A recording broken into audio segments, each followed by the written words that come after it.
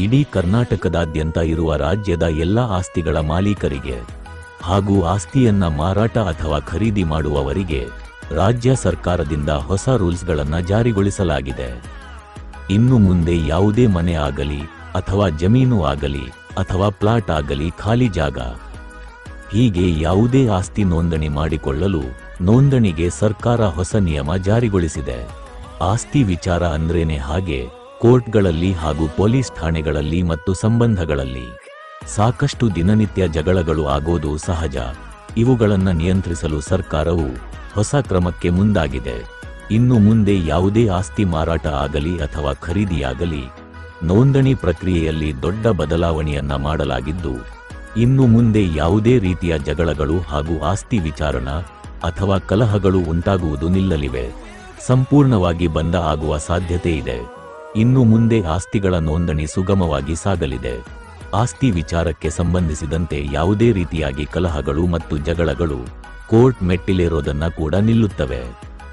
ಭೂ ನೋಂದಣಿಗೆ ಸರ್ಕಾರದಿಂದ ಹೊಸ ರೂಲ್ಸ್ ಜಾರಿಗೊಳಿಸಲಾಗಿದ್ದು, ಸ್ವಂತ ಆಸ್ತಿ ಹೊಂದಿರುವ ಪ್ರತಿಯೊಬ್ಬರು ಕೂಡ ತಪ್ಪದೇ ವಿಡಿಯೋನ ಪೂರ್ತಿಯಾಗಿ ನೋಡಿ ಮತ್ತು ವಿಡಿಯೋ ಇಷ್ಟ ಆದ್ರೆ ಒಂದು ಲೈಕ್ ಕೊಡಿ. ನೋಂದಣಿ ಪ್ರಕ್ರಿಯೆಯನ್ನ ಹೆಚ್ಚು ಪಾರದರ್ಶಕ, ಸುರಕ್ಷಿತ ಮತ್ತು ಪರಿಣಾಮಕಾರಿಯಾಗಲು ಭಾರತ ಸರ್ಕಾರ ಹಲವಾರು ಪ್ರಮುಖ ಬದಲಾವಣೆಗಳನ್ನು ಮಾಡಿದೆ. ಈ ಹೊಸ ನಿಯಮಗಳು ಜನವರಿ 1, 2025ರಿಂದ ದೇಶಾದ್ಯಂತ ಅನ್ವಯವಾಗುತ್ತದೆ. ನಾಗರಿಕರು ಯಾವುದೇ ರೀತಿಯ ಸಮಸ್ಯೆಯನ್ನು ಎದುರಿಸದಂತೆ ನೋಂದಣಿ ಪ್ರಕ್ರಿಯೆಯನ್ನ ಡಿಜಿಟಲ್ ಮತ್ತು ಸುಲಭಗೊಳಿಸುವುದು ಈ ನಿಯಮಗಳ ಉದ್ದೇಶವಾಗಿದೆ. ಹೊಸ ನಿಯಮಗಳ ಅಡಿಯಲ್ಲಿ ಸಂಪೂರ್ಣ ನೋಂದಣಿ ಪ್ರಕ್ರಿಯೆಯು ಡಿಜಿಟಲ್ ಆಗುತ್ತದೆ. ಕಾಗದ ಪಾತ್ರಗಳ ಬದಲಿಗೆ ಕಂಪ್ಯೂಟರ್ಗಳು ಮತ್ತು ಇಂಟರ್ನೆಟ್ ಬಳಸಲಾಗುವುದು. ಇದು ನೋಂದಾವಣೆ ಪ್ರಕ್ರಿಯೆಯನ್ನ ಬೇಗಗೊಳಿಸುತ್ತದೆ ಮತ್ತು ಸುಲಭಗೊಳಿಸುತ್ತದೆ. ಮಾತ್ರವಲ್ಲದೆ ಭ್ರಷ್ಟಾಚಾರದ ಸಾಧ್ಯತೆಗಳನ್ನು ಕಡಿಮೆ ಕೂಡ ಮಾಡುತ್ತದೆ.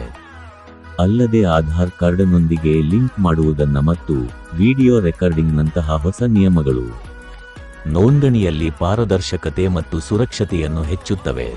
ಭೂ ನೋಂದಣಿ ಹೊಸ ನಿಯಮಗಳು 2025 ಆಸ್ತಿ ನೋಂದಣಿ ಪ್ರಕ್ರಿಯೆಯನ್ನು ವೇಗವಾಗಿ, ಸುರಕ್ಷಿತವಾಗಿ ಮತ್ತು ಪಾರದರ್ಶಕವಾಗಿಸುವ ಗುರಿಯನ್ನ ಹೊಂದಿದೆ.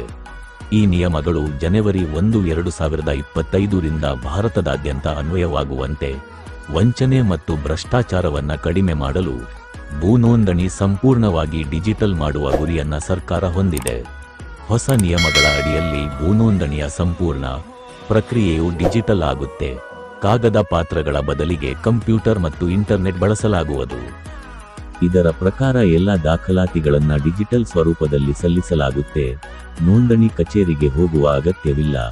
ಮನೆಯಿಂದ ಆನ್ಲೈನ್ ನೋಂದಣಿ ಮಾಡಬಹುದು. ಡಿಜಿಟಲ್ ಸಹಿಯನ್ನ ಬಳಸಲಾಗುತ್ತೆ. ನೋಂದಣಿ ನಂತರ ಡಿಜಿಟಲ್ ಪ್ರಮಾಣಪತ್ರವು ತಕ್ಷಣವೇ ಲಭ್ಯವಿರುತ್ತೆ.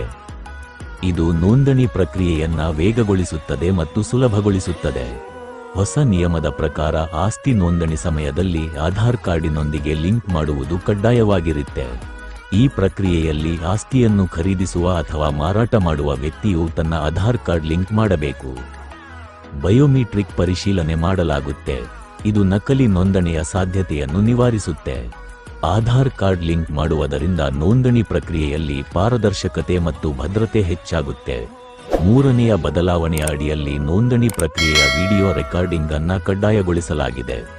ಇದರ ಅಡಿಯಲ್ಲಿ ಸಂಪೂರ್ಣ ನೋಂದಣಿ ಪ್ರಕ್ರಿಯೆಯನ್ನ ವಿಡಿಯೋ ರೆಕಾರ್ಡ್ ಮಾಡಲಾಗುತ್ತೆ. ಖರೀದಿದಾರ ಮತ್ತು ಮಾರಾಟಗಾರರ ಹೇಳಿಕೆಗಳನ್ನು ಸಹ ದಾಖಲಿಸಲಾಗುತ್ತೆ. ವಿಡಿಯೋ ರೆಕಾರ್ಡಿಂಗ್ ಅನ್ನ ಸರ್ಕಾರಿ ಸರ್ವರ್ನಲ್ಲಿ ಸಂಗ್ರಹಿಸಲಾಗುತ್ತೆ.